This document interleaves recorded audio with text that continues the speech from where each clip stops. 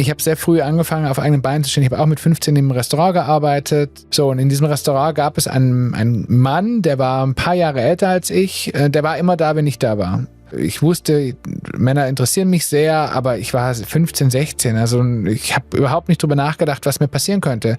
Und diese Person hat mich tatsächlich eines Abends, weiß ich noch, das war ein Wintermonat, es war ziemlich kalt. Wir haben uns total nett unterhalten, es war nichts los im Restaurant. Er hat irgendwie gesagt, ja, cool, er hat so eine neue Bose Musikanlage und ob er mir die zeigen möchte. Und ich war relativ naiv, weil er auch noch in der Nähe gewohnt hat, da wo meine Eltern gewohnt haben, und hat gesagt, er nimmt mich einfach mit. Naja, und am Ende hat er mich mitgenommen, ja. Und er lebte selber noch im Elternhaus. Seine Eltern waren selbst nicht da, die waren auf Urlaub. Und ich war 15 und er war 20, so um den Dreh rum. Und er hat mich dann bei sich in sein Zimmer eingesperrt.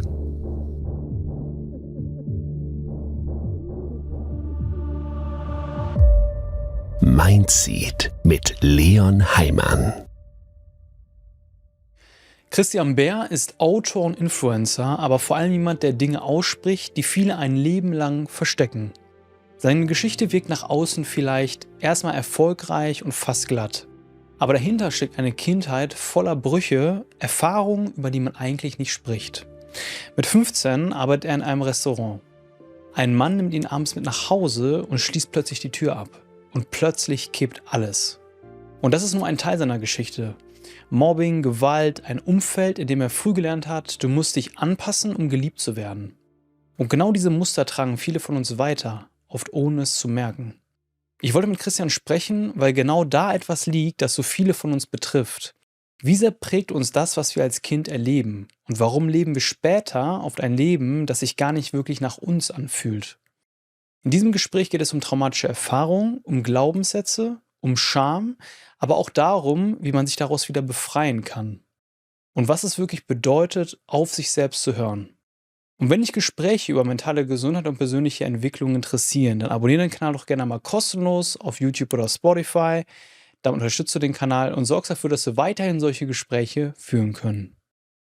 Ich wünsche dir viele spannende Erkenntnisse bei dieser Folge im Mindseed Podcast, deinem Ort für mentale Gesundheit und persönliche Entwicklung. Christian, dein Buch heißt Hör auf dein Herz, dein Kopf ist ein Arschloch. Genau. Warum hast du es so genannt? Weil es etwas ist, was mich mein Leben lang so begleitet hat, weil ich tatsächlich viele Jahre eigentlich nur meinem Kopf gefolgt bin und das, was mein Herz gesagt hat, wer ich wirklich bin, was ich möchte vom Leben, wohin meine Reise gehen soll, das habe ich tatsächlich über viele Jahre ignoriert, weil Glaubenssätze in meinem Kopf tatsächlich dafür gesorgt haben.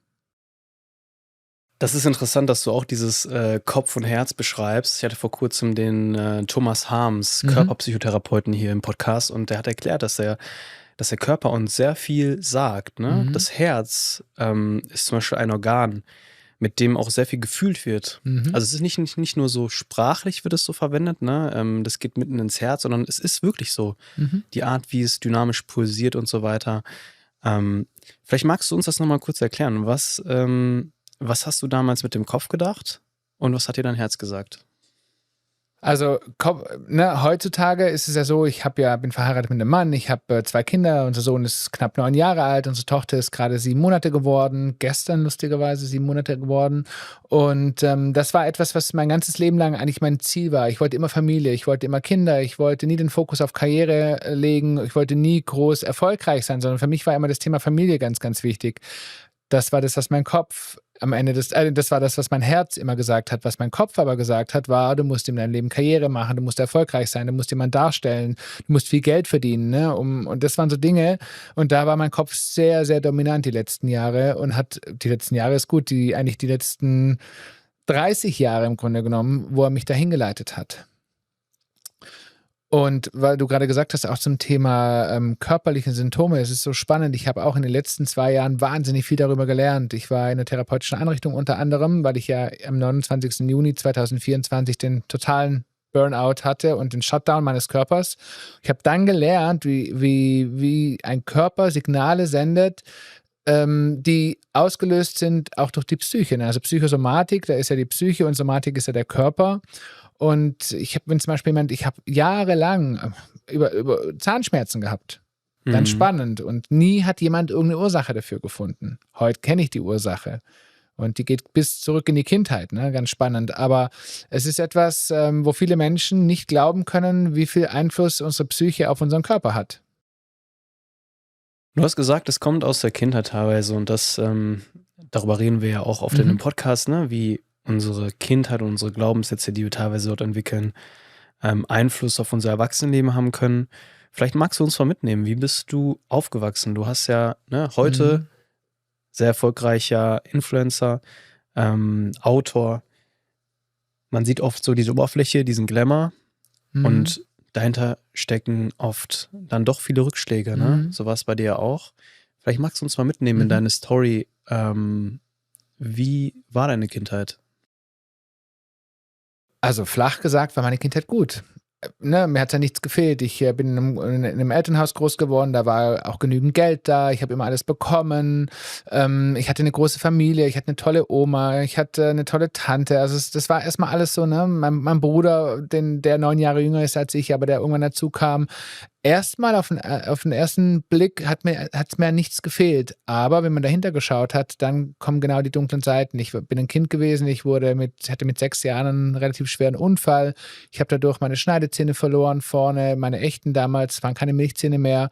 Die wurden mir, und das erzähle ich ganz bewusst, weil wir sicherlich später nochmal darauf zurückkommen werden, was das mit dem Körper auch zu tun hat, die wurden mir tatsächlich in der Notaufnahme unter Festhalten vieler Menschen ohne Narkose wieder eingesetzt ins Zahnfleisch, was höllische Schmerzen waren, so stark, dass es bis zur Bewusstlosigkeit geführt hat. Und ich heute eben mit 44 weiß, dass ein Traumata dahinter steckt. Das war das eine, aber was daraus resultiert ist, dass daraus viele, viele Jahre Mobbing entstanden sind. Mobbing, Gewalt von Mitschülern, weil ich anders ausgeschaut habe. Also Dinge, die mich sehr geprägt haben in meinem Leben. Und das ist etwas, davon habe ich erst sehr, sehr, sehr, sehr spät, also eigentlich erst jetzt in meinem Buch, wirklich das erste Mal richtig darüber berichtet, was das für eine Zeit war. Und deshalb gibt es so 2 Welten. Wenn ich auf meine Familie rückblickend schaue, ja, da war das tatsächlich auch so, ne, also es wurde keine Schwäche gezeigt. Ich habe vorhin schon gesagt, Glaubenssätze. Mir wurden Glaubenssätze vermittelt, wie du darfst keine Schwäche zeigen, du musst dich anpassen, um geliebt zu werden, du musst jemand sein, der Karriere macht, weil nur dann bist du erfolgreich. Das wurde mir immer vermittelt, das wurde mir sehr früh, würde ich mal sagen, schon wie so ein Chip eingesetzt, dieses Thema. Und das hat mich tatsächlich sehr geprägt. Was für Gefühle waren dominant in dieser Zeit? Vielleicht fangen wir mal an bei diesem Unfall. Was ist da genau passiert? Also ich hatte tatsächlich ein ganz normaler sonniger Tag, erinnere ich mich. Ich erinnere mich nur noch bruchweise daran, aber es war so, ich war spielen draußen an der Straße. Wie alt warst du? Einfach so, ja. Ich war einfach, Wie alt warst du? wie alt war ich? 6 Jahre, glaube ich. 6 Jahre war ich. Ich war draußen spielen. Ich komme von einem schwäbischen Dorf, also wirklich mit 2.500 Einwohnern, ne, wenig Menschen, alles sehr, sehr, sehr klein. Und ich habe gespielt und ich erinnere mich nur noch an den Moment, wo mich was mitgerissen hat. Und in dem Moment habe ich mich wohl umgedreht und bin also wirklich mit meinem Mund auf den Bordstein geknallt. Und ab dem Moment weiß ich tatsächlich nichts mehr. Ich erinnere mich wieder an den Moment, als ich dann im Auto war und blutüberströmt ins Krankenhaus gefahren worden bin. Ich habe so Bruchstücke noch im Kopf. Und dann eben der Moment und auch den total spannend, den kann ich erst wiedergeben, seit ich tatsächlich in der Therapie war, weil da wurde durch tiefentherapeutische Maßnahmen, durch innere Kindarbeit, wurden diese Themen wieder hervorgeholt. Ich habe die tatsächlich total verdrängt. Also mein Gehirn hat die einfach nicht mehr stattfinden lassen, um mich zu schützen. Deshalb weiß ich aber, weil ich ein sehr genaues Bild darüber gezeichnet habe, ganz spannend, wir hatten eine Einheit, da mussten wir über gewisse Themen Bilder malen. Und plötzlich ist es aus mir herausgebrochen. Und ich habe jetzt wieder, ich könnte dir genau den Raum beschreiben, ich könnte dir das Licht beschreiben, es waren ungefähr 6 Menschen, die mich da festgehalten haben. Und die haben mir einfach ein Arzt, ein Zahnarzt in dem Fall, hat mir damals als 6-jähriger Kerl wirklich diese Zähne wieder in den Kiefer reingeschoben. Mit der Hoffnung, das war in den 80er Jahren, dass die wieder anwachsen. Und es waren solche Schmerzen, also daran kann ich mich nicht mehr erinnern, wirklich stark, weil das einfach ein Verdrängungsmechanismus meines Gehirns war. Aber ich erinnere mich eben, dass es so schlimm war, dass ich wahrscheinlich bewusstlos war. Weil ich nur noch Momentaufnahmen davon habe, also nur noch einzelne Sequenzen. Manchmal kommen wir im Leben an einen Punkt, an dem wir spüren, dass wir Unterstützung brauchen. Die Gründe dafür sind so vielfältig wie das Leben selbst. Sei es durch Herausforderungen in der Familie, Konflikte in der Partnerschaft oder die Auseinandersetzung mit den eigenen Gedanken. Doch leider ist die Hürde für professionelle Hilfe oft noch immer viel zu hoch. Therapieplätze, die von den Krankenkassen übernommen werden, sind meist schwer zu bekommen und die Kosten für private Sitzungen kann sich schlichtweg nicht jeder leisten. Genau hier setzt unser Partner Anytime an, um psychologische Beratung endlich bezahlbar und zugänglich zu machen. Wir freuen uns sehr, mit den Anytime-Psychologinnen langfristige Begleiterinnen an unserer Seite zu haben, die bezahlbar und erreichbar Hilfe anbieten. Per Text oder Sprachnachricht hast du eine psychologische Beraterin quasi immer mit dabei. Du kannst alles teilen, was dich bewegt und erhältst innerhalb von 24 Stunden eine Rückmeldung. Dabei sprichst du über Anytime ausschließlich mit echten Menschen, denn wir sind gemeinsam mit Anytime davon überzeugt, dass der persönliche Austausch in der heutigen Zeit wichtiger ist denn je. Für nur 49 € im Monat erhältst du eine umfassende Begleitung, die flexibel in deinen Alltag passt. Du kannst pro Woche bis zu 20 Minuten per Sprachnachricht mit deiner Psychologin sprechen. Das sind insgesamt 80 Minuten im Monat und zusätzlich hast du die Möglichkeit, täglich Support per Textnachricht zu erhalten.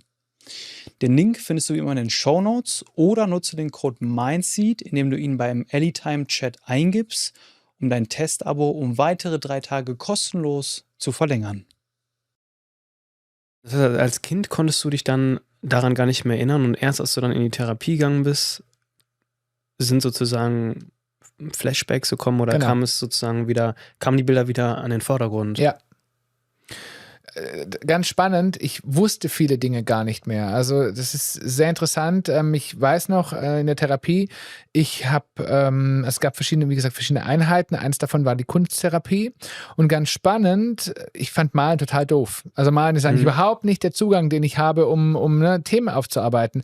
Und plötzlich habe ich gemerkt, dass das mein Zugang war, der mich da genau hingebracht hat, wo ich immer hin wollte. Ich wollte wissen, was ist da passiert und welche Ursachen hatte das auch am Ende auf mein heutiges Leben. Denn ich habe natürlich gemerkt, ich hatte den Zusammenbruch mit 42 Jahren, 41, war gerade kurz vorm 42. Lebensjahr, und wollte immer wissen, woher kommt das Ganze. Und deshalb fing ich eben ganz, ganz, ganz vorne an zu arbeiten. Und heute, und wie gesagt, durch den Zugang des Malens, haben sich plötzlich Bilder zusammengesetzt, wo ich gemerkt habe, okay, das ist passiert.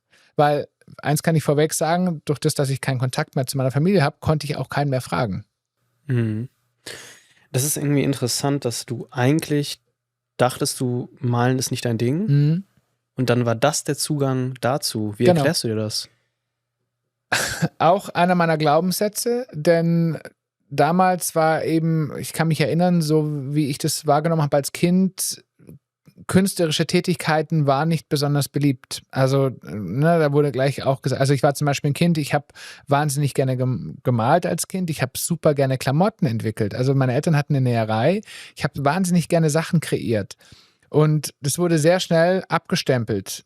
Sowas machen keine Jungs und also gar nicht nur von meiner eigenen Familie, sondern auch von meinem Umfeld generiert und so, man muss ja schwul sein. Und ganz schnell habe ich die Sachen verdrängt, alles, was so künstlerisch damit zu tun hatte. Und genau das war eben auch das Thema Malen. Ich male nicht besonders gut, aber ich habe eben festgestellt, weil ich den Raum bekommen habe, und es hat keiner gewertet vor allen Dingen, das war ganz wichtig, weil ich bin es gewohnt gewesen, dass immer alles bewertet worden ist. Und das ist es nicht. Und dadurch habe ich, glaube ich, den Zugang dazu gefunden. Weil keiner gesagt hat, was ist das für ein Bild, sondern eher die Frage, was drücke ich damit aus? Und das fand ich total spannend. Also die andere Art und Weise, wie damit umgegangen wurde, vielleicht die Art und Weise, wie auch sich damals der kleine Christian vielleicht gewünscht hätte, dass damit umgegangen werden würde. Genau, das ist es. Diese Aufmerksamkeit, dieses nicht werten, sondern oder zu bewerten, was hast du da gemacht, sondern eher die Frage, was drückst du damit aus oder was hast du Schönes gemacht? Also ich kenne das so tatsächlich nicht. Also ich habe viele, viele Jahre in meinem Leben Dinge gemacht. Das ging ja auch bei meinem Beruf los. Ne? Ich wollte immer Flugbegleiter werden, was ich heute übrigens auch bin, seit über 25 Jahren. Auch das war immer ein Riesenthema, weil es geheißen hat, was ist das für ein Job? Du bist Kellner in der Luft. Also auch das wurde bewertet, anstelle zu fragen, warum willst du das eigentlich machen? Was reizt dich an diesem Job? Und so bin ich mein Leben lang groß geworden. Das wiederum auch zu der Frage, wie bin ich als Kind groß geworden? Ja, von außen gesehen, ich hatte vieles. Aber das, was mir heute wichtig ist, was meine eigenen Werte sind, was meine Glaubenssätze sind, die haben mir sehr gefehlt. Ich finde das sehr mächtig, was du da gerade beschreibst, weil ich denke, oft finden wir Lösungen an Stellen, wo wir gar nicht dran denken. Genau. Du wärst ja niemals darauf gekommen, dass das Malen dir jetzt die Antwort gibt darauf. Ne? Absolut, nie. Du hast gesagt, als Kind war dir dann vieles nicht bewusst. Kannst du dich noch erinnern, wie du dich dann nach dieser ganzen OP und so gefühlt hast als Kind? Also hast du es dann einfach unterdrückt und kannst du dich noch daran erinnern? Ich kann mich lustigerweise nur noch an eine Sache erinnern, und zwar dessen, dass ich dafür belohnt worden bin, dass ich lieb im Krankenhaus war. Es hört sich erstmal gar nicht dramatisch an, aber heute mit dem, was ich eben beschreibe, für was ich stehe, was ich in meinem Buch beschreibe, ist es eigentlich ganz, ganz schlimm, denn ich weiß noch nicht mal, und das finde ich total krass, ich kann dir nicht sagen, wer bei mir im Krankenhaus damals war. Ich weiß, dass ich nicht alleine war, aber ich erinnere mich nicht mehr, wer da war, wer mich besucht hat und wer bei mir nachts geschlafen hat. Das ist total crazy. Ich habe es echt versucht, irgendwie tiefenpsychologisch auch zu erarbeiten, weil mir das total wichtig war. Wer war in meiner Kindheit denn da, wo es mir wirklich schlecht ging? Und ich kann es ja nicht beantworten. Das finde ich unfassbar traurig. Ich weiß aber interessanterweise, als ich aus dem Krankenhaus gekommen bin, habe ich ein ferngesteuertes Auto, einen braunen Jeep mit großen Rädern bekommen. Den habe ich komplett vor Augen. Könnte ich dir direkt aufmalen. Das weiß ich noch, dass ich belohnt worden bin für das, dass ich da lieb war. Aber ich weiß nicht mehr, wer für mich da war. Und das finde ich eigentlich hochdramatisch. Und was sagt dir das? Heute aus meiner eigenen Brille als Papa, ist es so, dass ich sage, eigentlich ist es ganz schlimm, weil das ist doch genau das, was als Kind wichtig ist. Dieses Gefühl zu haben, Sicherheit zu haben, Stabilität, emotionale Stabilität auch zu bekommen von deinem Familienumfeld. Es ist etwas, was mir ganz wichtig ist, was ich an meine Kinder selber weitergebe. Einfach auch dieses Thema, ich bin da, und ich unterstütze dich und ich gehe den Weg mit dir, egal ob ich das selber gut oder schlecht finde. Und ehrlicherweise sagt es was über mein familiäres Umfeld aus, was mich sehr erschüttert. Was genau sagt das aus? Es ist total schwer für mich, das in Worte zu fassen, weil ich niemandem was Böses damit tun möchte und weil ich glaube, dass es viele Menschen gab damals, die das gar nicht absichtlich so getan haben, sondern weil sie es getan haben, weil sie vielleicht selber so groß geworden sind, weil sie vielleicht getrieben waren von ihren eigenen Themen, von ihrem eigenen Business auch. Meine Eltern waren sehr erfolgreich. Das weiß ich nicht, aber es sagt darüber aus, und das weiß ich zum Beispiel heute, dass ich nur Aufmerksamkeit bekommen habe, wenn es mir schlecht ging. Das ist übrigens etwas, was sich in meinem heutigen Leben immer noch platziert. Wenn es mir schlecht geht, erarbeite ich dadurch Aufmerksamkeit. Ich habe lange daran gearbeitet. Heute ist es so, dass ich damit sehr gut umgehen kann und dass ich das nicht mehr in der Form brauche. Aber bis vor wenigen Jahren habe ich tatsächlich mit diesen Methoden gearbeitet, um Aufmerksamkeit zu bekommen, weil ich das eben als Kind erlernt hatte. Okay, also du hattest diesen Glaubenssatz, wie würdest du den beschreiben, den Glaubenssatz? Ja, ich bekomme dann Liebe, wenn es mir schlecht ging. Das war etwas, oder ich bekomme dann die genötige Aufmerksamkeit, wenn es mir nicht gut geht. So ähnlich beschreibe ich es auch in meinem Buch tatsächlich. Und diese Mobbing-Erfahrung, die du vorhin beschrieben hast, jetzt setze ich das Puzzlestück mal zusammen. Ich nehme an, die haben das noch verstärkt, weil da ging es dir ja irgendwo auch schlecht. Wenn man gemobbt wird, dann geht es einem ja auch schlecht. Absolut. Aber man hat auch dann im Moment dann die Aufmerksamkeit, ne?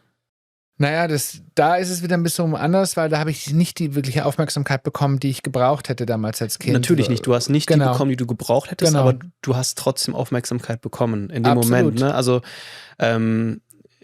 ich bewerte Aufmerksamkeit jetzt gerade nicht als positiv oder negativ, sondern einfach nur, du hast gerade die Aufmerksamkeit von anderen Menschen. Das kann auch eine Aufmerksamkeit sein, die destruktiv ist. Auch eine negative Aufmerksamkeit richtig. Ist eine Aufmerksamkeit, total. Und ich habe natürlich über diese vielen Jahre, ich rede hier von 7, 8 Jahren, was dieses Mobbing stattgefunden hat, also wirklich fast tagtäglich, inklusive Gewalt und allem, was dazugehört.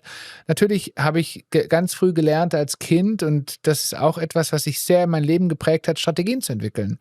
Wie du gewissen Dingen aus dem Weg gehst, wie du gewisse Dinge managst oder auch dich anzupassen. Ne? Einer meiner Highlight-Glaubenssätze ist ja, du musst dich anpassen, um geliebt zu werden. Also was habe ich als Kind gemacht? Ich habe versucht, mich anzupassen an diese Menschen, um irgendwie geliebt zu werden. Beispiel wäre jetzt, ich habe mit Menschen mich umgeben, die damals mit mir in die Klasse gegangen sind, die eigentlich mir überhaupt nicht gut getan haben, die eigentlich sozusagen der Feind war, und ich habe mich versucht, mit denen zu verbünden. Deshalb habe ich Dinge getan, die völlig gegen mein Wertesystem sprechen.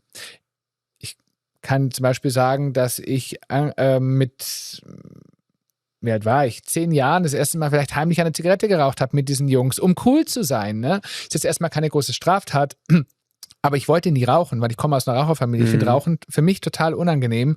Ich habe es aber gemacht, um zu gefallen. Und da sind ganz viele Dinge passiert, die ich getan habe. Und das ist etwas, was mich heute noch, wenn ich drüber spreche, emotional total berührt, weil ich versucht habe, auf wirklich dieser Gewalt und diesem ewigen Spießrutenlaufen. Ich habe ja mal Strategien entwickelt, dass ich teilweise früher von zu Hause losgegangen bin, um frühzeitig bei der Schule zu sein, damit ich schneller in der Schule bin, als der Schulbus ist, um eben dieser Jungs-Clique zu entkommen. Ich habe Strategien entwickelt, dass ich ganz oft Bauchschmerzen hatte, Übelkeit vorgespielt habe, um früher aus der Schule rausgenommen zu werden, dass meine Mutter mich abgeholt hat, um eben diesen Themen zu entfliehen, und halte das mal als junges Kind 8 Jahre lang durch. Ich fühle das komplett, was du sagst. Ich hatte auch keine gute Schulzeit, sage ich dir ehrlich. Ich war allgemein sehr isoliert als Kind. Ich durfte auch nicht wirklich raus so. Krass. Ich habe nie wirklich so Freundschaften knüpfen können, obwohl ich ein sehr soziales Wesen bin, würde ich sagen. Aber ich wurde dann einfach nie rausgelassen, und das hat dann auch dazu geführt, dass ich auch in der Schule nicht so wirklich starke Freundschaften hatte. Also mal hier, mal da. Und doch habe ich mich auch immer danach gesehnt, mit den coolen Kids irgendwie anzuknüpfen, obwohl die mich irgendwo auch nicht gut behandelt haben. Kann ich mich erinnern. Und das hat auch teilweise im Mobbing geändert. Ich war immer so der Kleinste. Und habe dann aber in 1-2 Jahren so einen extremen Schuss bekommen, dass ich kurz sogar der Größte war, so vom Körper her. Und dann bin ich irgendwann jetzt normal groß geworden. Und in dieser Zeit, aber wo ich so schnell gewachsen bin, mein Körper musste ja erstmal hinterherkommen, war ich sehr, sehr schlank. Dann wurde ich dafür zum Beispiel auch gemobbt. Und ich kenne das total. Also vor allem, du fühlst dich total ausgeliefert auch, ne? Wenn noch ältere Schüler, die ja auch dir körperlich komplett überlegen sind, wenn die dich dann mobben, du kannst irgendwie gar nichts machen. Du bist einfach nur in so einem Zustand der Scham.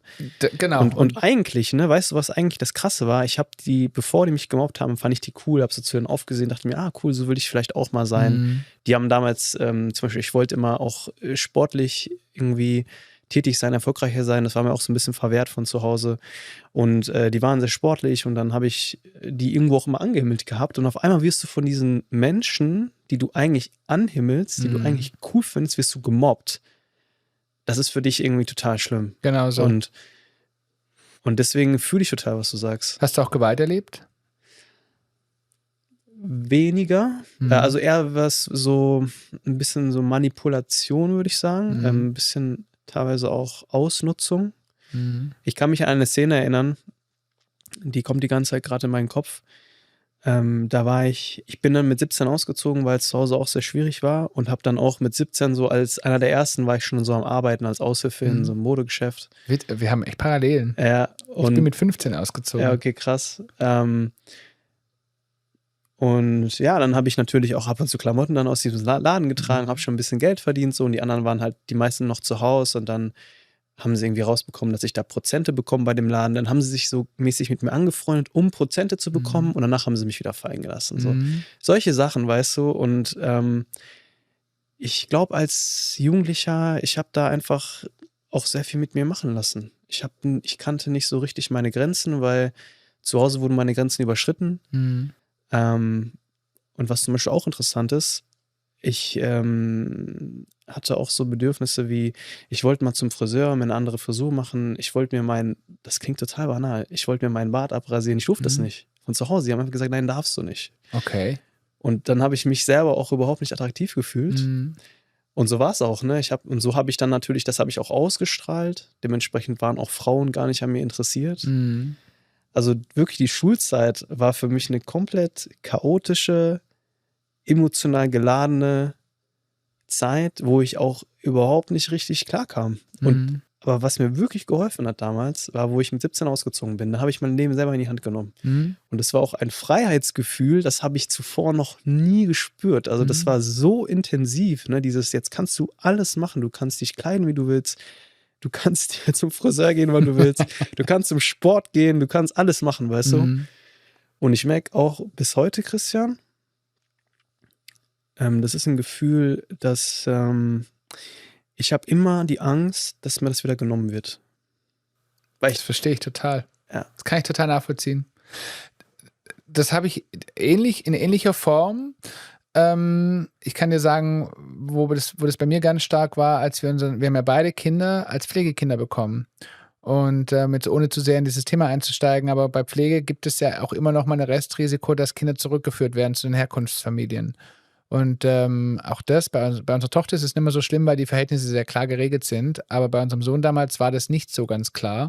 Und das hat mich 6 Jahre lang fertig gemacht. Dieses ewige Gefühl, ich habe starke Verlustängste, ich muss wieder was hergeben, ich muss was loslassen. Und das hat auch dazu geführt, zu dem, dass ich eben diesen starken Burnout hatte, weil es natürlich mein Nervensystem jeden Tag belastet hat, weil ich jemand bin, der Angst hatte, ich muss dieses Familienleben wieder hergeben. Etwas, was ich mir mein Leben lang gewünscht habe, was für mich an oberster Priorität stand, plötzlich gibt es jemand Fremden, der nimmt mir das. Deshalb kann ich das total gut nachvollziehen. Wann ist dir das erstmal klar geworden, dass du homosexuell bist?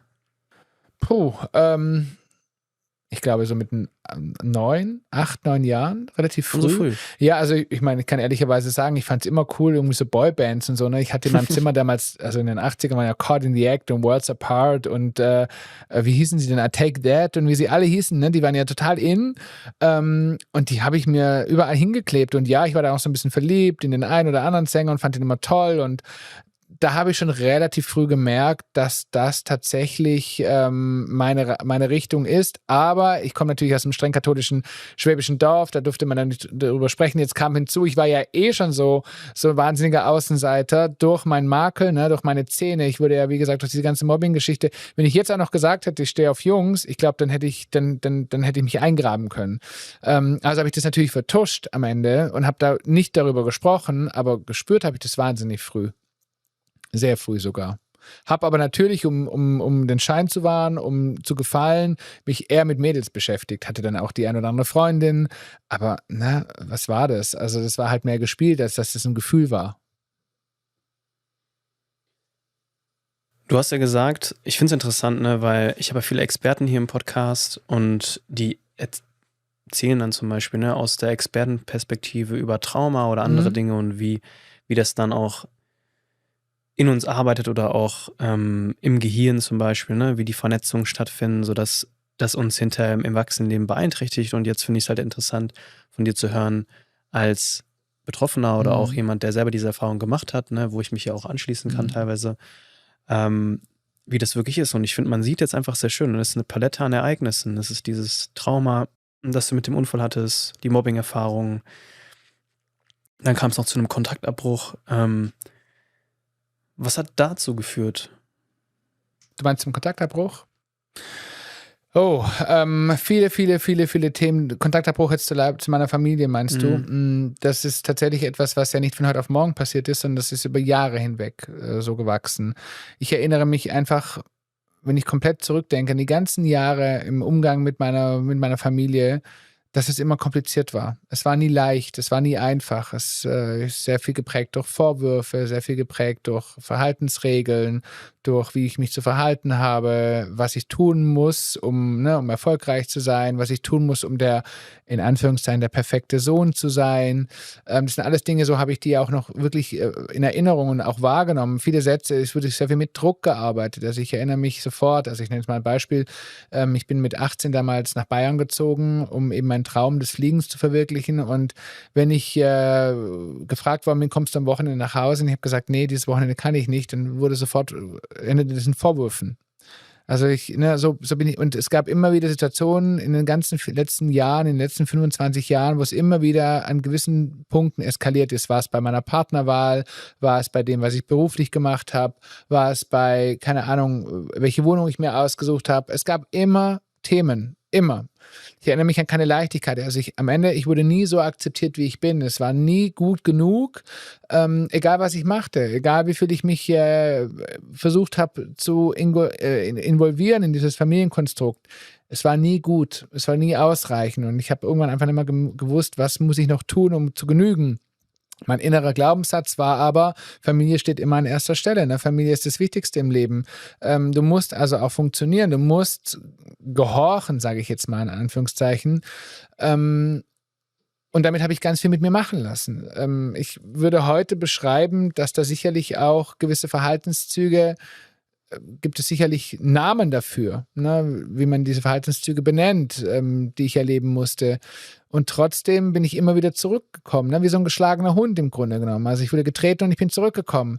Und irgendwann habe ich eben festgestellt, und das ist tatsächlich passiert, als ich selber Kinder bekommen habe, dass ich gemerkt habe, stopp, und hier entwickle ich gerade ein totales Schutzschild für damals noch für unseren Sohn, weil ich gemerkt habe, auch er kriegt diese ständige Spannung mit, die zwischen mir und meinem Familienumfeld stattfindet. Es gab eigentlich keine Woche, wo es keine Themen gab.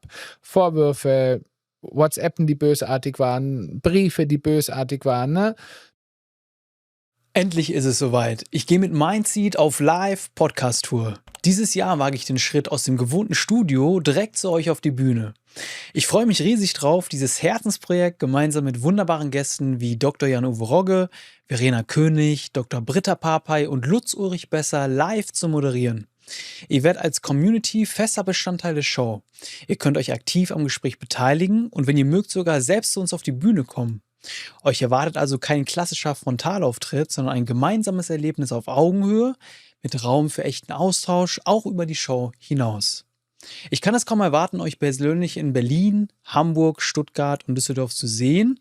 Ihr sichert euch eure Plätze. Den Link zu den günstigsten Tickets findet ihr direkt in den Shownotes oder auf meinen Social-Media-Kanälen. Ich freue mich auf euch. Ja, was genau stand dann da drin oder was? Also da stand ganz oft solche Sachen drin wie: Du bist arrogant, du bist ein arroganter Schnösel, du mit deinem Geld. Also da standen wirklich Beleidigungen drin. Es gibt ein paar Beleidigungen, die sind so unter der Gürtellinie, die möchte ich hier gar nicht nennen. Die kann man sich ungefähr ahnen. Also das würdest du selbst deinem engsten Freund so nicht deinen Kopf werfen. Also ich würde wirklich teilweise sagen, da waren Beleidigungen dabei, die ging weit um die Gürtellinie. Und ich mag die noch nicht mal aussprechen, weil das ist gar nicht mein Stil, sowas zu sagen. Ich würde diese Wörter nie in den Mund nehmen. Und das wurde mir eben auf diversen Kanälen schriftlich eben mitgeteilt. Ne? Und wie ich nicht gut funktioniert habe.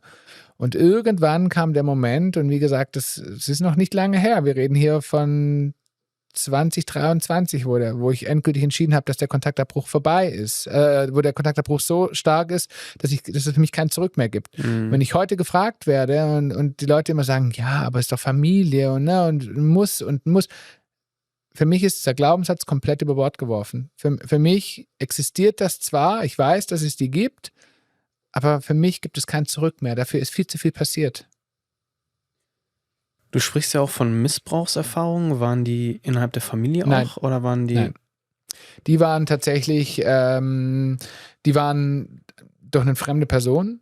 Tatsächlich, also ich habe, so wie du, um mal kurz auszuholen, ich bin mit 15 damals aufgrund der Flucht, weil ich weg wollte von meinem Ort, wo ich gewohnt habe, ich habe dieses Mobbing nicht mehr ertragen. Und dann habe ich für mich beschlossen, ich ziehe zu meinen Großeltern. Das sind 30 Kilometer weg von da, wo ich gewohnt habe, in eine komplett andere Umgebung, wo mich keiner kannte. Jetzt muss man dazu sagen, beide meiner Großeltern waren alkoholsüchtig. Das heißt, ich bin im Grunde genommen in einen Haushalt gezogen, wo ich mit ganz anderen Themen konfrontiert worden bin. Da ging es auch, kann sich jemand wahrscheinlich ausmalen, der Menschen kennt, die alkoholkrank sind, da ging es sehr turbulent zu. Das habe ich aber als 15-Jähriger ertragen, weil es für mich also erträglicher war als das, was ich sonst erlebt habe. Und ich habe sehr früh angefangen, auf eigenen Beinen zu stehen. Ich habe auch mit 15 im Restaurant gearbeitet, einfach um mir Geld dazu zu verdienen. Ich wollte immer unabhängig sein, weil ich eben immer gelernt habe, beim Geld oder gewisse Dinge sind an Bedingungen geknüpft. Und so habe ich mich einfach freigestrampelt, weil ich dann gewusst habe, okay, ich muss jetzt gerade nicht gefallen, wenn ich mir etwas wünsche. Weil ich konnte es mir selber dann kaufen. So, und in diesem Restaurant gab es einen Mann, der war ein paar Jahre älter als ich, der war immer da, wenn ich da war. Und ich war damals, ich wusste, Männer interessieren mich sehr, aber ich war 15, 16. Also ich habe überhaupt nicht drüber nachgedacht, was mir passieren könnte. Und diese Person hat mich tatsächlich eines Abends, das weiß ich noch, das war ein Wintermonat, es war ziemlich kalt. Wir haben uns total nett unterhalten, es war nichts los im Restaurant. Er hat irgendwie gesagt, ja, cool, er hat so eine neue Bose Musikanlage und ob er mir die zeigen möchte. Und ich war relativ naiv, weil er auch noch in der Nähe gewohnt hat, da wo meine Eltern gewohnt haben und hat gesagt, er nimmt mich einfach mit. Naja, und am Ende hat er mich mitgenommen, ja. Und er lebte selber noch im Elternhaus. Seine Eltern waren selbst nicht da, die waren auf Urlaub. Und wie alt war der? Der müsste so um 20 gewesen sein. Ich war 15 und er war 20, so um den Dreh rum. Und er hat mich dann bei sich in seinem Zimmer eingesperrt. Das ist eine Erfahrung, die habe ich tatsächlich das allererste Mal jetzt geteilt mit dem Buch. Da wusste niemand was davon. Es kam nicht zum Äußersten, das kann ich vorwegnehmen, aber was geblieben ist, ist die Angst vor dunklen Räumen und mit fremden Menschen. Was genau da passiert ist, auch das versuche ich ungefähr so im Buch zu beschreiben. Heute kann ich sagen, der Übergriff selber, das ist nicht das große Thema bei mir. Bei mir ist eher das Thema diese Freiheitsberaubung. Diese Ängste, die er in mir ausgelöst hat. Magst du uns aber mitnehmen in die Situation, was da wirklich passiert ist, dass wir das mal nachvollziehen können? Das kann ich gerne tun. Also ich erinnere mich, er hat mich eben mitgenommen in dieses Zimmer und ich weiß noch, einer der ersten Dinge, er hat die Tür zugemacht und hat abgeschlossen. Und in dem Moment wusste ich, es ist irgendwas anders. Da erinnere ich mich noch ziemlich gut daran. Er hat die Tür abgeschlossen hinter mir und ich habe Angst bekommen. Und dann ging es eigentlich relativ schnell. Er wollte, dass ich ihn küsse, er wollte, dass ich mich ausziehe, er wollte gewisse sexuelle Handlungen vornehmen, wo ich mich erstmal gewehrt habe dagegen und gesagt, das möchte ich nicht. Und das hat dann, ich kann das nicht mal sagen, wie lange das gedauert hat, einige Zeit. Und ich kann auch nicht sagen, dass er grob war, aber er war sehr, wie sagt man, sehr, sehr aufdringlich. Mhm. Und für mich war das Allerschlimmste, weil er das Licht auch ausgemacht hat und dann war das dunkel. Also relativ dunkel, da war ein bisschen Licht. Ich habe schon ein bisschen was gesehen, aber es war sehr, sehr düster. Und der hat mich so beengt, der ist auf mir draufgelegen und er war deutlich größer als ich. Er war relativ durchtrainiert, also er war ein ziemlich sportlicher Kerl. Und ich habe mich so hilflos gefühlt. Und irgendwann hat er gemerkt, dass das, was er hier gerade tut, glaube ich, also auch an die legalen Grenzen kommt. Es war schon, ich hätte ihn anzeigen können, weil ich war minderjährig. Aber als ich dann tatsächlich, ich weiß gar nicht, wie offen ich das sagen kann, als ich dann gewisse Dinge in der Hand hatte, war für mich klar, das ist Stopp, Schluss. Und dann habe ich, glaube ich, durch irgendeine verbale Attacken, keine Ahnung, habe ich ihm signalisiert, das ist genug. Und ich glaube, er hat Angst bekommen. Und dann hat es auch aufgehört. Irgendwann ist er von mir runtergegangen und hat dann auch das Licht angemacht. Erstmal ist, also er hat mich gegen meinen Willen geküsst, das kann ich auch erzählen. Mhm. Aber das Allerschlimmste, was im Nachgang für mich geblieben ist, und das ist übrigens bis heute so, ich tue mir total schwer in dunklen Räumen mit fremden Menschen. Für mich, und jetzt fragt man sich, wo kommt man in dunkle Räume mit fremden Menschen? Das kann ich beantworten. Die größte Challenge für mich war, als ich mich selber damals entschieden habe, ich mache mal kurz einen Zeitsprung, als ich 2024 entschieden habe, ich gehe in Therapie, in eine therapeutische Einrichtung, wo ich auch dort schlafe, also in eine Klinik sozusagen. Und ich wusste, ich muss mir das Zimmer mit einem fremden Mann dort teilen. Da lachen manche vielleicht drüber. Für mich war das die allergrößte Challenge, zu sagen, ich mache das, weil es wird dunkel, da schläft jemand Fremdes neben mir und da kamen komplett die Bilder hoch. Und genau deswegen war das für mich also wirklich, hätte ich ein Einzelzimmer gehabt, hätte ich gesagt, ja super, mache ich sofort. Ich habe ganz lange gehadert, ob ich das kann, weil ich nicht wusste, wie ich das ertragen kann, mit einer fremden Person in einem dunklen Raum zu sein. Wenn das jemand ist, den ich kenne, ist das kein Problem für mich, oder mit dem ich 3 Sätze gesprochen habe. Aber bei fremden Situationen oder auch zum Beispiel, ich bin bis heute jemand, der super ungern durch dunkle Straßen läuft und fremde Menschen hinter mir sind. Kriege ich totale nasse Hände. Ich merke, wie es mir die Luft nimmt. Deshalb, ich bin zum Beispiel jemand, ich habe lange auch in einer Großstadt in München gelebt. Ich bin nie abends mit der S-Bahn oder mit der U-Bahn nach Hause gefahren. Ich bin immer mit dem Taxi heimgefahren. Das würde ich übrigens bis heute machen, weil ich das nicht kann. Alleine kriege ich das nicht hin. Übrigens trotz Therapie. Ich weiß heute, was die Gründe sind, aber ich kann mich dem immer noch nicht aussetzen. Ich hatte eine krasse Situation, vielleicht kann ich sie kurz erzählen. Ich hatte eine Situation, das war 2022 ungefähr, ich glaube, genau, 22, 23, da waren wir auf dem Oktoberfest und wir haben gefeiert und mein Mann ist früher nach Hause gegangen, wir waren dort mit unserem Social Media Management, das war total lustig und irgendwann habe ich entschieden, so gegen 12 Uhr, ich gehe jetzt auch nach Hause und aufgrund dessen, was ich erzählt habe, ich habe ein Thema mit Alkohol, klar, durch meine Großeltern damals, dunkle Räume, jetzt ist das Oktoberfest kein Raum, aber es war dunkel, relativ dunkel und viele Menschen, die mir fremd sind. Und ich bin aus dem Zelt draußen und wollte eigentlich nur zum Taxi und ich habe die Orientierung verloren. Und ich habe keinen Taxistand mehr gefunden. Das war übrigens, was ich heute weiß, meine allererste Panikattacke. Ich habe total gezittert, ich habe mich auf den Boden gesetzt und habe einfach nur gewartet. Ich weiß gar nicht, warum ich gewartet habe. Und um mich herum diese vielen betrunkenen Menschen mit den Bierkrügen. Und das hat in mir eine totale Panik ausgelöst, weil ich nicht mehr das Gefühl hatte, ich komme raus. So wie ich das als 15-Jähriger erlebt habe in diesem Raum. Ich komme da nicht mehr raus. Und genau das kam wieder hoch. Lutz Besser beschreibt das schön oder beschreibt das in der Art und Weise, dass ja die Schatten der Vergangenheit werfen sich in die Gegenwart, ne? Genau so ist es. Und ja, danke erstmal fürs Teilen. Was habe ich da rausgehört? Ich habe mich da gerade so reinversetzt in die Situation. Ne? Man ist noch relativ jung, 15 Jahre alt, wie du gesagt hast, naiv. Man geht da mit jemandem mit, dem man eigentlich vielleicht vertraut, den man nett findet, ne? Macht sich keine Gedanken. Und dann dieser Moment, ne, wo die Tür abgeschlossen wird und dann wahrscheinlich sich auch die Wesensart von diesem Menschen verändert. Ne? Der war sehr dominant. Ja. Und dann die Hilflosigkeit, die damit einhergeht. Und ja, krass. Das Schlimme ist, dass ich müsste mal kurz drüber rechnen, ich kann es nicht mal genau sagen, 7, 8 Jahre später wieder getroffen habe. Echt? Zufall, ja. Okay. In Frankfurt am Flughafen. Und dann? Das war ein ganz schreckliches Gefühl. Der hat mich sofort erkannt und ich habe ihn lustigerweise, also ich habe dieses Gesicht gesehen und es hat Sekunden gedauert, bis ich ihn einordnen konnte und wusste sofort, wer er ist. Und er war total widerlich, total nett.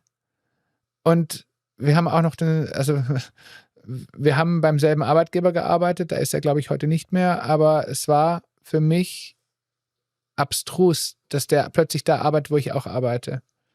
Und ich habe mit dem kurz geredet und ich bin gegangen und ich weiß, es hat mich wochenlang beschäftigt, weil ich Angst hatte, dass der mir wieder begegnet. Ich kann das gar nicht beschreiben. Es war nichts Schlimmes passiert, aber dieser unerwartete Moment, überrascht zu werden, dass plötzlich ein Mensch vor dir steht, der dich geprägt hat, der dich mehr geprägt hat, als dass du dir eigentlich dein Leben lang ist übertrieben, der dich die letzten Jahre, das dich begleitet hat, weil mir war das zu dem Zeitpunkt gar nicht bewusst, wie viel Prägung dieses Event, ich nenne es bewusst Event, hatte. Es ist mir heute aber bewusst. Und dafür bin ich ihm ich hasse diesen Menschen nicht, aber dafür verabscheue ich ihn schon ein Stück weit, dass er da etwas in mir geprägt hat, was mich in vielen meiner Situationen heutzutage echt einschränkt. Oder noch viel mehr eingeschränkt hat. Aber hast du ihn damit nochmal konfrontiert? Nein, ich hatte den Mut nie dazu. Und wenn du mich heute fragen würdest, ich wüsste noch nicht mal mehr, wie er heißt. Ich habe den Namen komplett verdrängt. Ich weiß es. Ich habe lange überlegt, weil ich hätte ihn gerne gesucht über die sozialen Medien oder so. Ne? Ist ja heutzutage kein Problem. Ich weiß noch nicht mehr den Namen. Leider nein. Ich habe das Gesicht vor Augen und ich könnte den wahrscheinlich sofort, auch nach so vielen Jahren, ne, da sind ja über 30 Jahre dazwischen, und ich würde ihn wahrscheinlich erkennen. Aber spannend ist, dass ich nicht mehr weiß, wie er heißt. Würdest du ihn anzeigen? Nein. Ich glaube, nein. Nee, weil heute ich glaube, die Anzeige würde mir nichts bringen. Ich hätte große Lust, ihm heute mit meinem Standing, mit meiner Persönlichkeit, würde ich ihm gerne was sagen, ja. Ich glaube, ich würde ihn viel mehr treffen als mit einer Anzeige. Was würdest du ihm sagen wollen? Naja, am Ende das, also ich bin mir sicher, ich bin nicht der Einzige gewesen und was er da mitgegeben hat, das war nicht der Moment, das war nicht die Stunde oder die 2 in diesem Raum, das ist diese Prägung und dessen, was er damit auslöst für das Rest deines Lebens. Nämlich gewisse Ängste, gewisse Verhaltensweisen, gewisse Dinge, die du dir selber verwehrst. Weißt du, wie oft ich mir Dinge verwehrt habe oder wie oft ich auch im Erwachsenenalter Strategien entwickelt habe, um aus gewissen Situationen rauszukommen, weil ich nicht wollte, dass jemand weiß, was der Ursprung ist. Ich wusste übrigens auch ganz lange nicht, was der Ursprung war. Ich weiß es jetzt durch die Therapie. Aber ich habe oft versucht, aus Situationen rauszugehen, wo ich gemerkt habe, da kommen Gefühle in mir hoch, das ist ganz unangenehm. Heute weiß ich, dass er dafür verantwortlich war. Und das würde ich ihm gerne sagen. Ich würde ihm gerne sagen, ob ihm eigentlich bewusst war. Weil ich glaube tatsächlich, dass er das gar nicht böse gemeint hat. Wirklich. Ich glaube nicht, dass seine Absicht war, mich zu vergewaltigen. Das glaube ich tatsächlich überhaupt nicht. Ich glaube, dass der mich total toll fand und dass er gedacht hat, ich fahre auf ihn ab. Und dass er selber so unerfahren war, würde ich tatsächlich so behaupten. Ja, aber warum würde er dann den Raum abschließen? Nochmal, warum würde er den Raum abschließen, wenn er denkt, dass du auch auf ihn abfährst? Vielleicht. Für mich persönlich, meine Meinung, wenn das einvernehmlich ist, dann gibt es keinen Grund, den Raumabschluss abzuschließen. Ich kann es mir so erklären, es war in seinem Elternhaus, keine Ahnung, ob die Eltern wirklich im Urlaub waren oder wo auch immer sie waren, oder ich glaube, er hatte sogar Geschwister, ich weiß es nicht mehr genau, aber vielleicht hat er Angst, dass jemand reinkommt, weil, man muss ja sagen, auch er kommt aus diesem kleinen Dorf, wo ich hergekommen bin, da war ja Homosexualität einfach kein Thema, vielleicht hat er sich einfach zu Tode geschämt, ich weiß es gar nicht, weil, nochmal, ich glaube nicht, dass er das also mit bösem Willen getan hat, ich glaube nicht, dass seine Intention war, sonst wäre, glaube ich, auch nicht von mir runtergegangen, also ich würde mich auch nicht als Vergewaltigungsopfer bezeichnen. Tatsächlich nicht. Aber er hat eben was gemacht in seiner, ich nenne es mal vielleicht in seiner Naivität, und ich möchte ihn gar nicht schützen, aber in seiner gewissen Naivität, das eben bei mir einen Stempel fürs Leben hinterlassen hat. Eine Prägung. Ja. Ich habe auch keine Wut auf ihn oder so. Das habe ich lange, überhaupt null. Und spannenderweise ist ja so, dass bis zu dem Moment, wo ich dieses Buch angefangen habe zu schreiben, dieses Thema auch gar nicht so präsent in meinem Kopf war, erst als es in der Therapie aufgearbeitet worden ist. Da wurde es ein Thema. Auch da hat mein Gehirn ganz gut eigentlich weggeschoben. Vielleicht auch zum Selbstschutz, ne? Wir machen eine ganz kleine Pause, in der ich euch einmal daran erinnern möchte, wenn ihr das Video hier auf YouTube schaut, einmal auf den Like-Button zu klicken, und wenn ihr das Ganze auf Spotify anschaut oder anhört, uns bitte einmal eine Bewertung zu hinterlassen. Damit sorgst du dafür, dass weiterhin solche Gespräche führen können. Danke für eure Unterstützung und jetzt zurück zur Folge.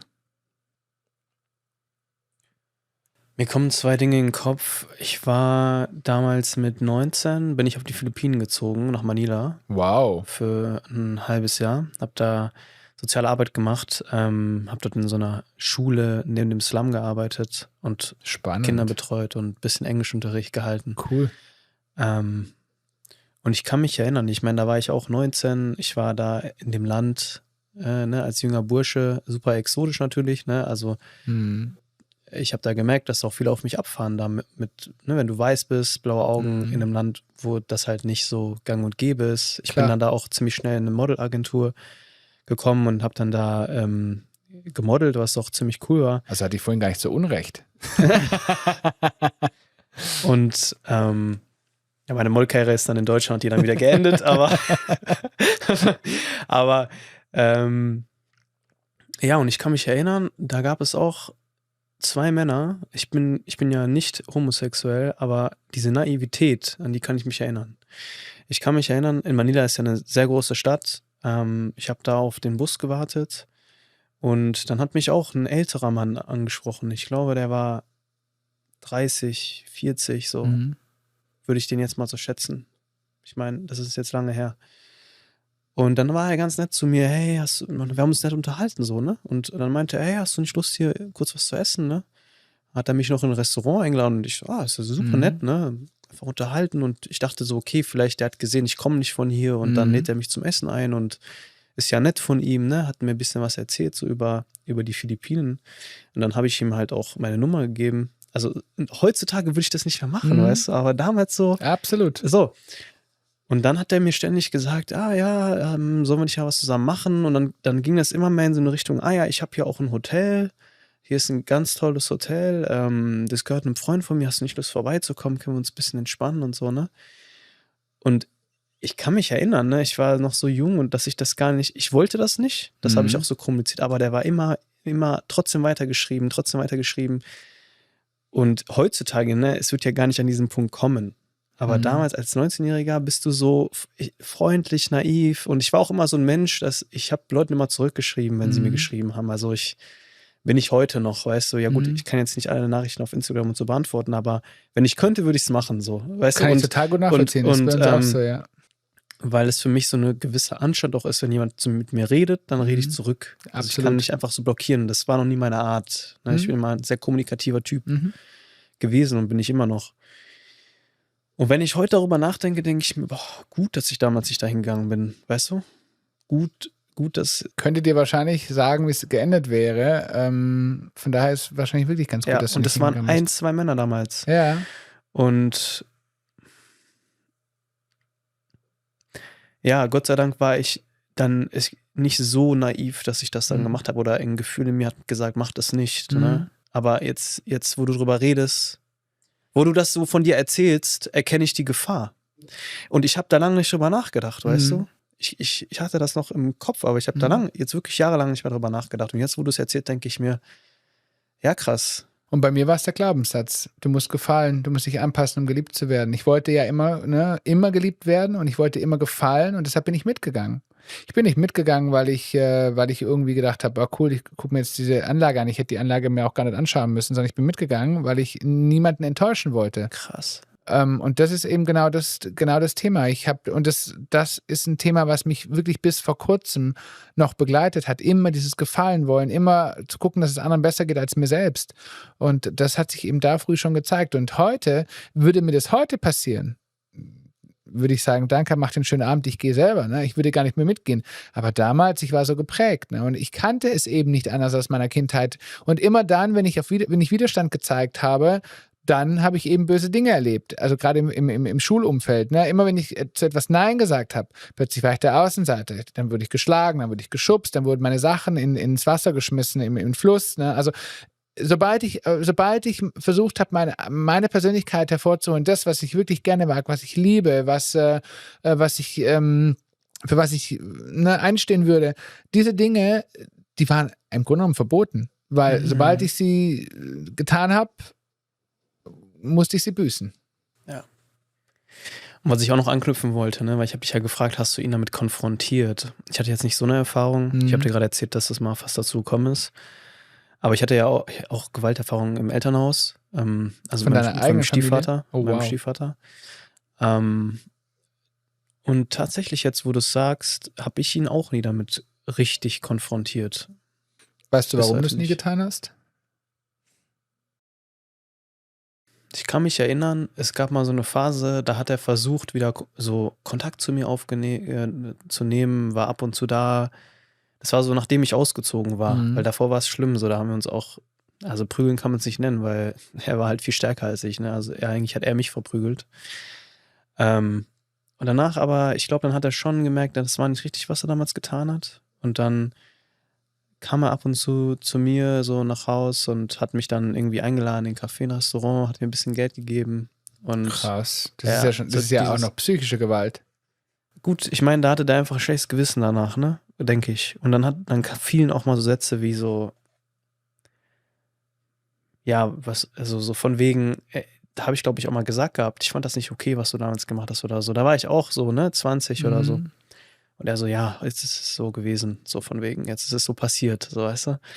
Und ja, irgendwann habe ich dann auch den Kontakt zu ihm ziemlich abgebrochen, ne? Wo wir wieder bei diesem Kontaktabbruchthema sind.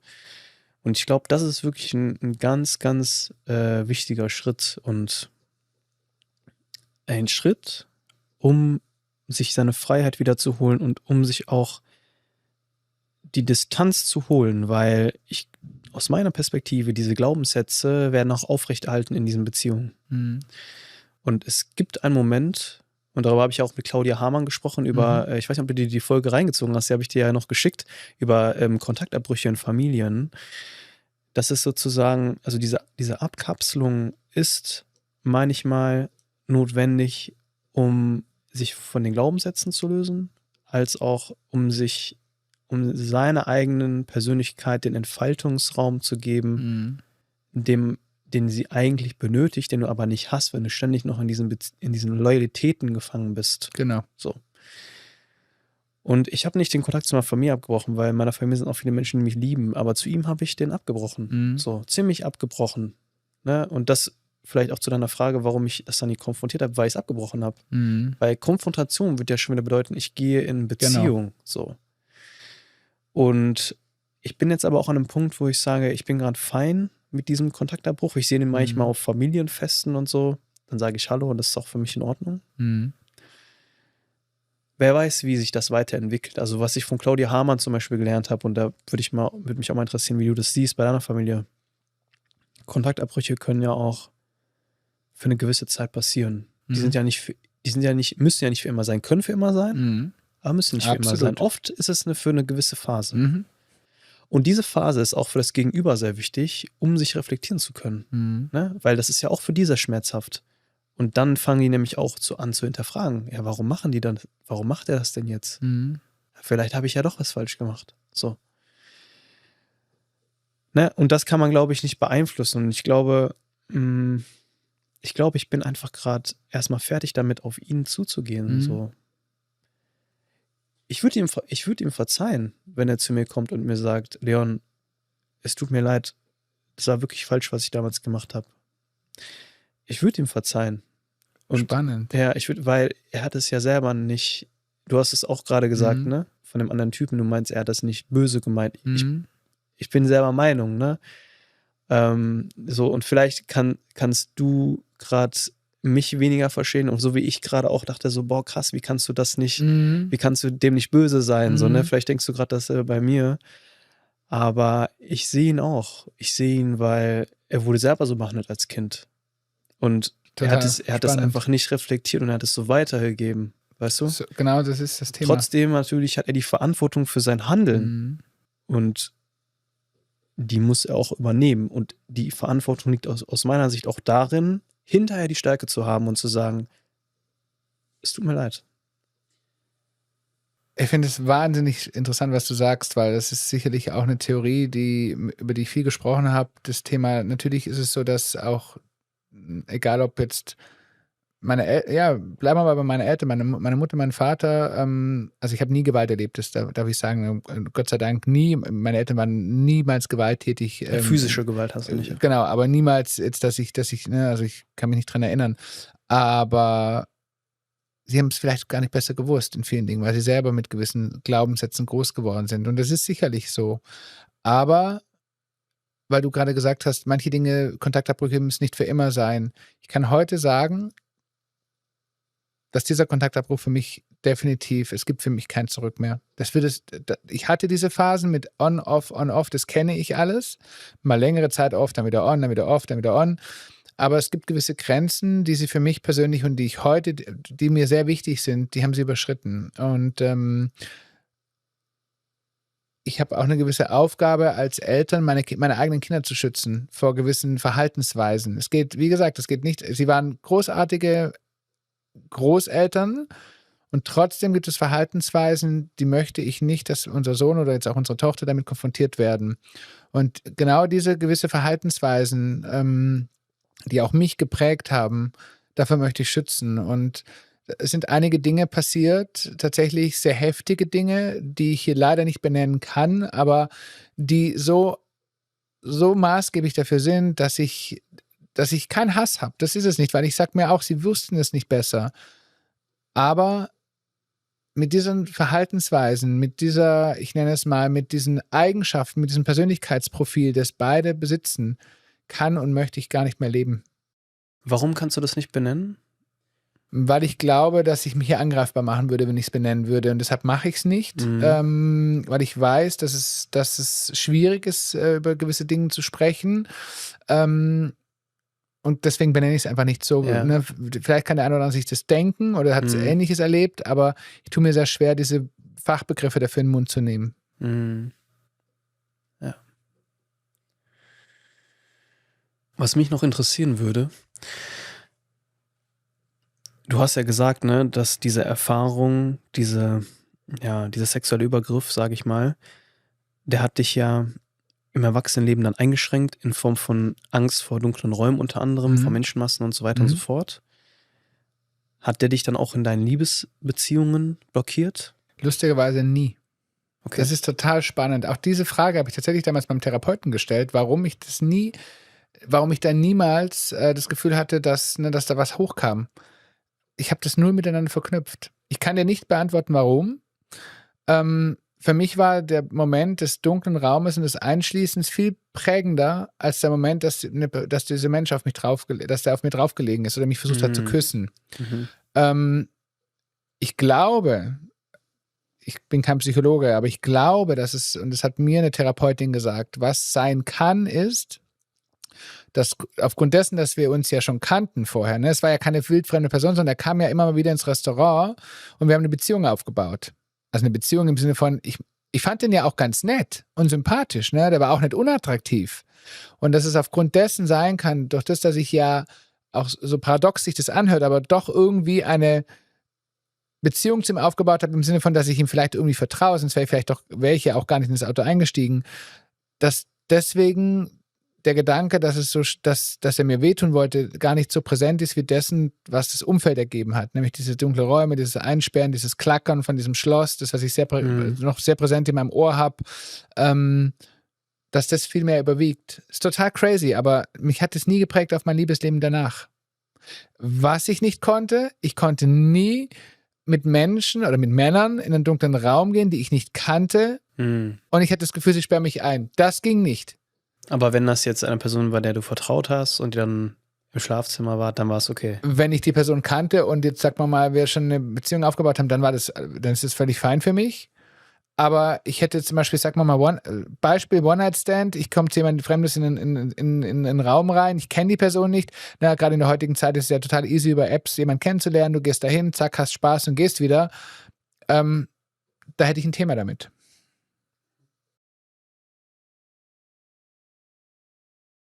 Was würdest du dem kleinen Christian von damals sagen? Oh, das ist eine Frage, die geht sehr tief, weil die wurde mir neulich schon mal gestellt und da muss ich sehr schlucken.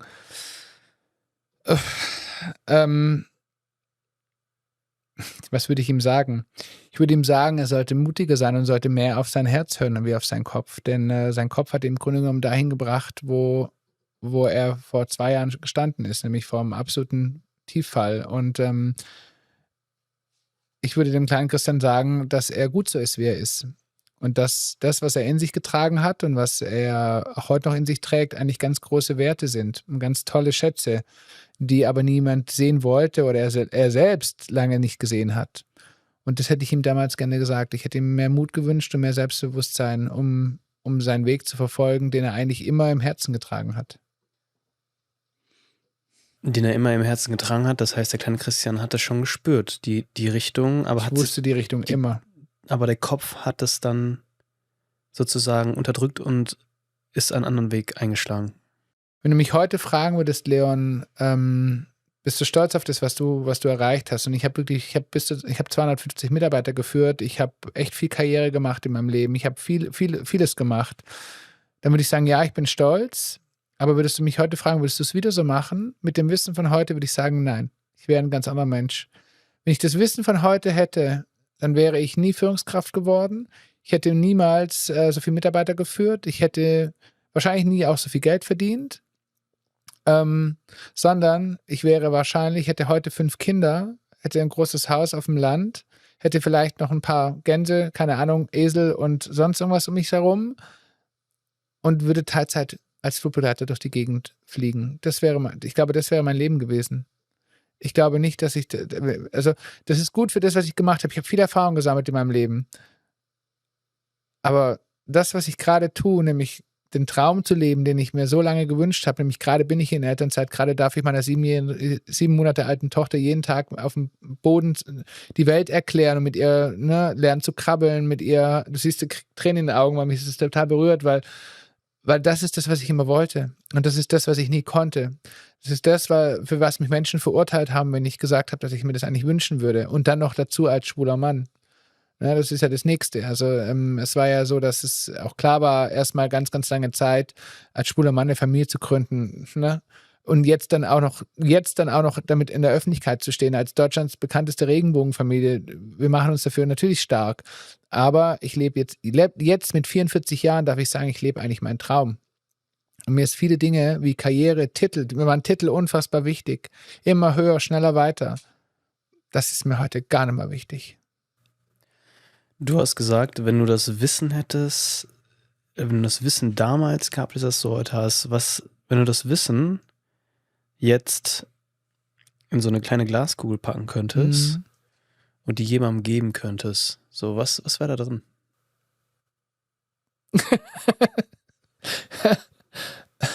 Du meinst, wenn ich sie mir, kannst du mir die Frage nochmal stellen?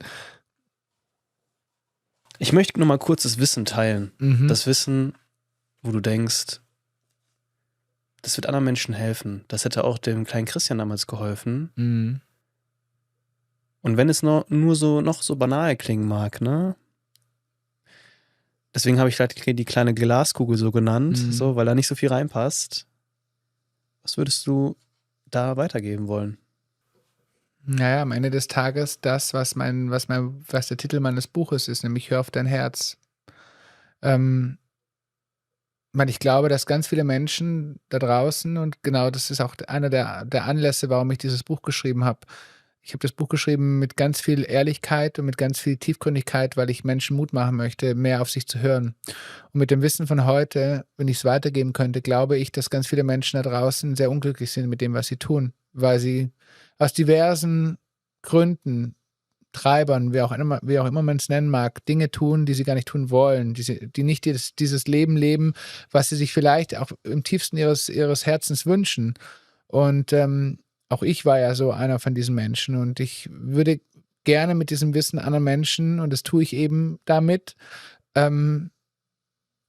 Türen öffnen, und um zu sagen, hey, guck mal genau hin, bist du wirklich glücklich mit dem, was du tust? Lebst du eigentlich dein Leben, oder lebst du das Leben, das dir vorgelebt worden ist, oder das man von dir erwartet? Und das ist etwas, das würde ich gerne noch viel, viel mehr streuen. Weil ich wirklich, und das habe ich erlebt, als ich im Januar diesen Jahres mit dem Thema rausgegangen bin und gesagt habe, ich schreibe ein Buch über meine Geschichte. Und plötzlich habe ich gemerkt, wie viel Interesse daran besteht. Menschen, die mir E-Mails geschickt haben, Sprachnachrichten, diverse Kanäle versucht haben, mich zu kontaktieren und mit der Bitte, ich soll ihnen helfen, wie ich das geschafft habe. Und da habe ich ja noch gar nicht viel darüber erzählt gehabt. Und ich merke einfach auch heute, ne, umso mehr ich preisgebe darüber, über das, was in diesem Buch auch steht, für Menschen mir schreiben und sagen, ich bin so gespannt darauf, weil ich bin so oft so unglücklich, weil ich merke, das sind nicht meine Werte, oder das ist nicht das Leben, das ich mir eigentlich gewünscht habe. Und ich möchte damit einfach zeigen, mit diesem Wissen, was ich heute habe, dass es möglich ist, es ist immer und nie zu spät, etwas zu verändern. Ich weiß, es ist so ein Kalenderspruch, es ist nie zu spät, irgendwas zu verändern, aber an manchen Kalendersprüchen ist tatsächlich was Wahres dran. Muss ich wirklich sagen. Die sind halt schon so durchgelutscht. Sind sie tatsächlich, aber da ist leider so. Das ist ein wahrer Kern, ja. Genau, ja. Also in manchen Dingen steckt wirklich was drin. Du siehst, es bewegt mich total, weil ich habe mir immer gewünscht, dass ich irgendwann irgendwo sitzen darf und darüber sprechen darf. Habe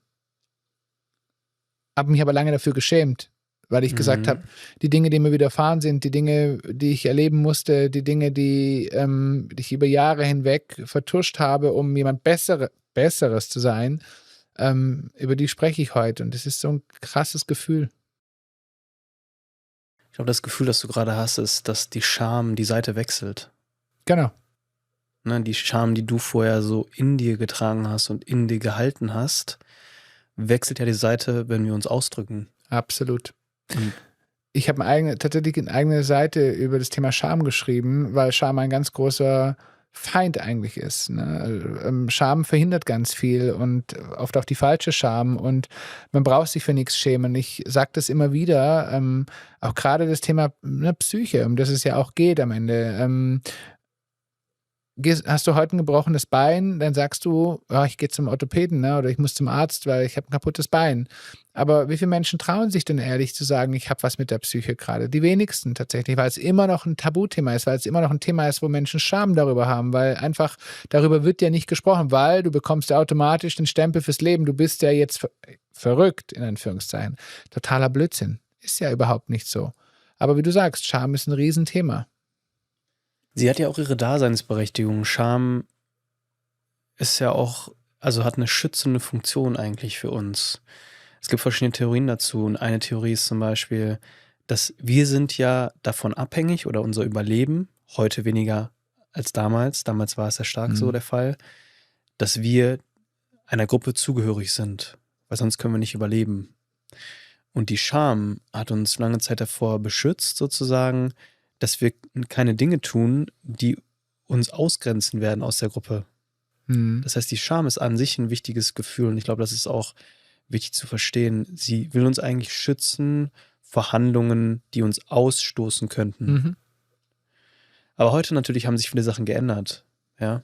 Also beispielsweise, ja, stell dir vor, ich hätte in meiner Familie vielleicht, und ich habe immer noch Konflikte heute in meiner Familie, dass ich hier so offen über gewisse Themen spreche. Du ja auch. Ne?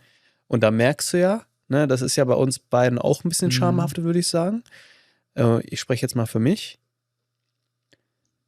Ja, und ich merke ja, da entsteht viel Reibung und das führt zu einer gewissen, ist jetzt keine Ausgrenzung in meiner Familie, aber die Gefahr ist deutlich erhöht, dass es da zu einer Ausgrenzung kommt. Absolut. So. Und dann gibt es aber die andere Seite. Und die andere Seite ist so die der Authentizität, des Ausdrucks, wo die Scham die Seite wechselt. Und es ist zum Beispiel auch, wenn ich meine Erfahrung hier im Podcast teile, stößt es auf Resonanz mit anderen Menschen, die Ähnliches erfahren haben. Und dann ist es auch eine Art von, wir benennen das, was Leid zugefügt hat. Und nehmen nicht die Scham auf uns, sondern die Scham wechselt in dem Moment die Seite. Und ich glaube, das ist ganz, ganz wichtig. Und dass es natürlich auch eine gewisse Ambivalenz auslöst, ja. Weil vielleicht in der Familie wird es nicht so gesehen, ja. Nein. So, und dass es dann eine gewisse Ambivalenz in dir auslöst, weil du ja verschiedene Loyalitätskonflikte hast. Du spürst die Authentizität, die Resonanz mit den Menschen, wo du es ausdrücken darfst. Auf der anderen Seite spürst du die,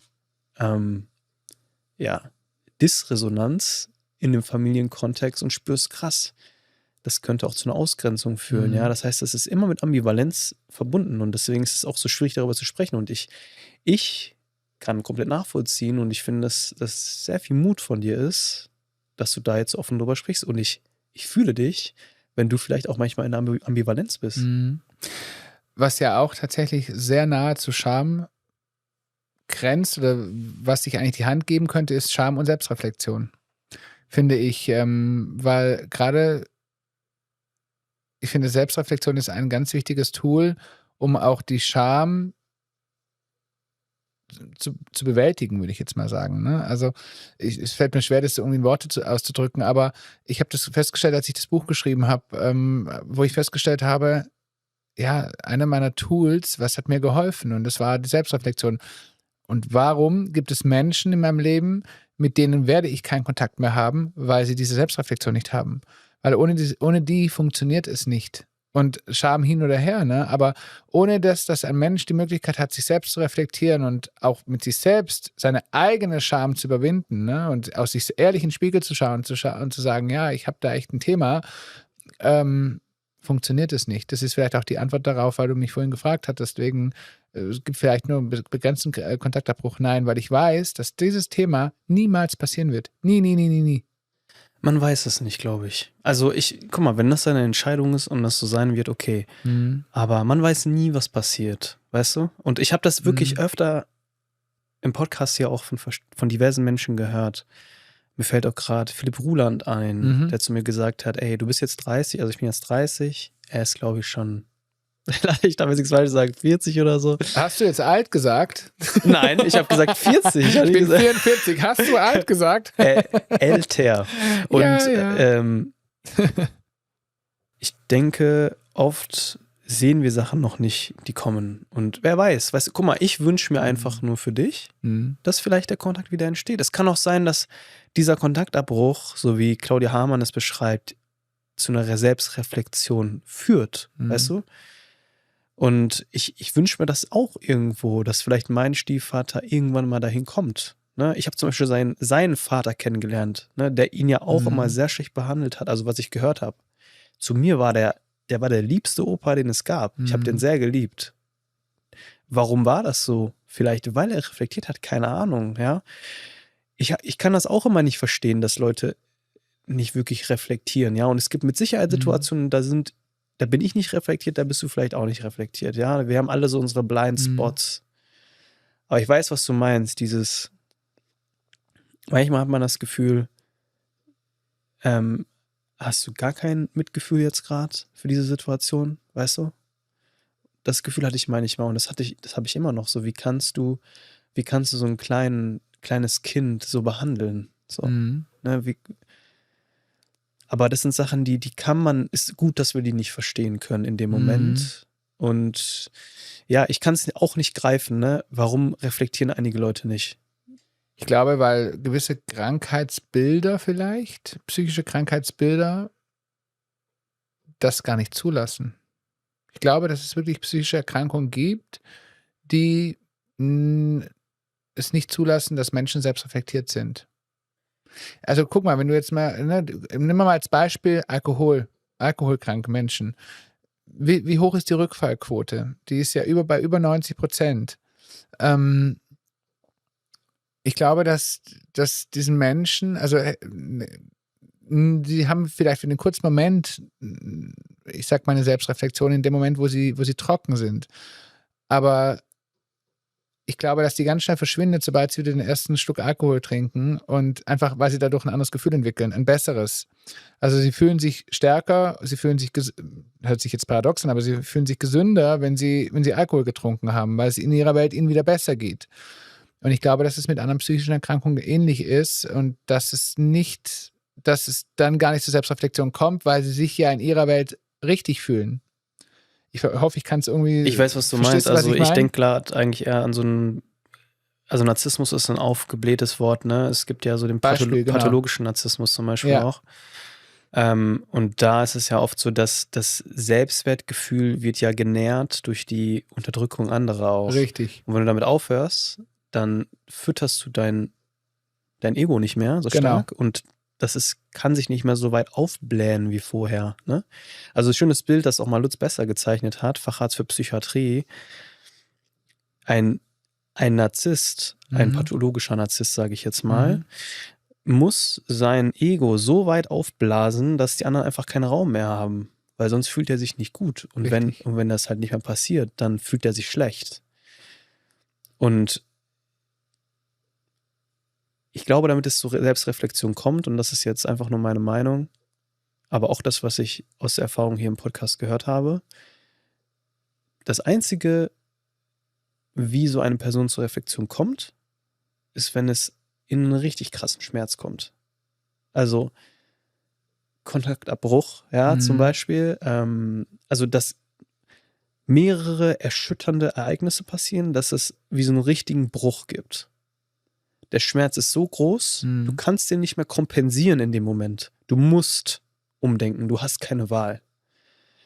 Vielleicht solange du die Wahl hast, das noch zu kompensieren, ist es schwierig. Aber du kennst es doch auch von Leuten, die total krank werden. Also richtig krass krank. Absolut. Das habe ich schon öfter gemerkt, auf einmal ein krasses Umdenken statt danach. Aber da musste erstmal diese richtig krasse Krankheit kommen. Ich meine, das wünscht man keinem. Absolut. Ne? Aber das ist oft das, was man hört. Aber ich glaube, bei Narzissten ist es oft ja auch so, die sind ja im Glauben, dass sie im Recht sind. Ich würde behaupten, es ist pauschal gesagt, der Narzisst ist ja erstmal im Recht.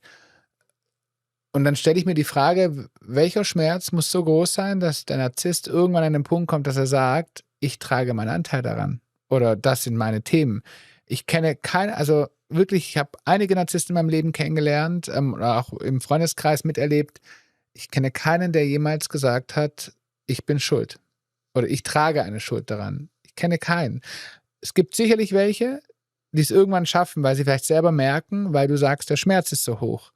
Ich stelle mir nur die Frage, wo beginnt diese Schmerzgrenze? Und ich glaube, da könnte man ins Ewige philosophieren und das könnte wahrscheinlich ein Psychiater natürlich deutlich besser beantworten. Aber ich glaube, also wenn wir bei dem Thema bleiben, was du vorhin gesagt hast, Narzissmus ist, glaube ich, einer der Themen, die finde ich persönlich, und das ist nur meine ganz persönliche Meinung, am schwierigsten greifbar, weil die Menschen für mich die geringste Selbstreflexion besitzen, um in eine Heilung oder in eine Veränderung zu kommen.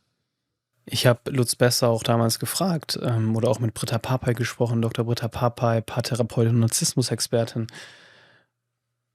Solche Leute kommen meistens nicht in Therapie, wie du das schon richtig sagst. Genau, das Es ist sei der denn, Punkt. also das passiert leider deswegen und deswegen ist es halt so wichtig, dass wenn man da Betroffener ist in so einer Situation, dass man die Reißleine zieht, was aber schwierig ist, weil man oft in diesen narzisstischen Manipulationen halt auch gefangen ist. Absolut. Und Narzissten schaffen es ja immer, dir das Gefühl zu geben, dass du der Fehler bist. Ja. Das ist ganz spannend. Ne? Alle Menschen, die Narzissten kennen oder mit Narzissten leben. Ich habe eine gute Freundin, die war lange mit einem sehr stark narzisstisch geprägten Mann zusammen. Was sie beschreibt, das ist unglaublich, weil sie immer das Gefühl hatte, sie ist diejenige, die falsch ist. Christian, am Ende des Podcasts stellen wir mal dieselbe Frage. Stell dir vor, wir können jetzt eine Nachricht an die Menschen schicken mit einem Satz, den sie alle lesen würden. Mhm. Welcher Satz wäre das? Du bist genug. Christian, wo können die Menschen dich finden? Oh, erstmal natürlich auf Social Media, denn mein Mann und ich, wir sind bei Instagram, bei Facebook, bei TikTok als Papa und Papi zu finden dort, also Papa und Papi zusammengeschrieben. Wir haben ebenfalls einen eigenen Podcast, der nennt sich mittlerweile Papa und Papi, wer ist denn nun die Mama? Auch wir sprechen über ganz diverse Themen. Wir haben 2 Bücher geschrieben, das erste Buch hieß damals Träume passen in keine Schublade, dann haben wir noch ein Kochbuch für Familienküche rausgebracht und das hier ist jetzt sozusagen mein ganz alleiniges Werk, da geht es um meine Geschichte, hör auf dein Herz, dein Kopf ist ein Arschloch. Da können mich die Menschen finden, sie können uns auf Bühnen finden, wir haben eine Bühnenshow unter anderem und um alle Infos gebündelt zu bekommen, einfach auf unserer Homepage papaundpapi.de. Die Links findet ihr in der Beschreibung, unter anderem auch zu Christians neuestem Buch Hör auf dein Herz, dein Kopf ist ein Arschloch.